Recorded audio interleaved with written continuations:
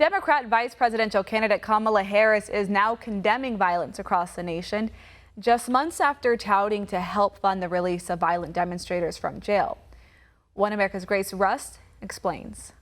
Democrat vice presidential nominee Kamala Harris is flip-flopping her stance on nationwide riots after previously encouraging the public to help bail out violent demonstrators just months prior. Taking to Twitter Sunday, Harris shared a post by her running mate Joe Biden, who called a deadly shooting during Portland's continued civil unrest unacceptable. Biden was referring to the death of an apparent Trump supporter at the hands of a self-disclosed Antifa member, following clashes between protesters and conservative activists. Harris now saying, quote, "I join Biden in condemning the violence." Burning down communities is not protest, it's needless violence. Violence that endangers lives, violence that guts businesses and shutters businesses that serve the community. That's wrong.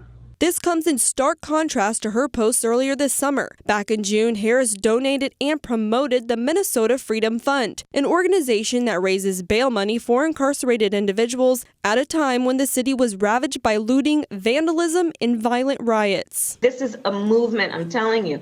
They're not going to stop. And everyone beware, because they're not going to stop. They're not going to stop before Election Day in November, and they're not going to stop after Election Day.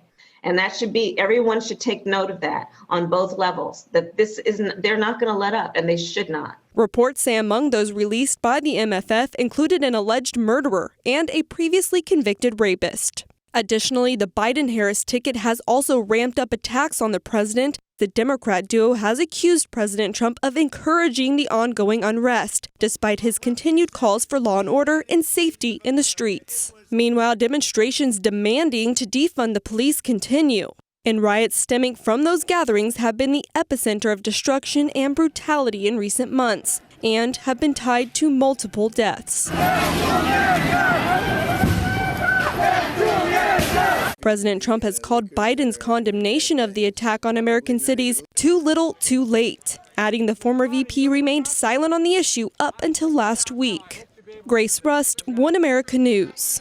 Want to see more videos like this? Click on the link below and subscribe to One America News on YouTube, and call your cable provider and kindly demand that One America News is added to your lineup.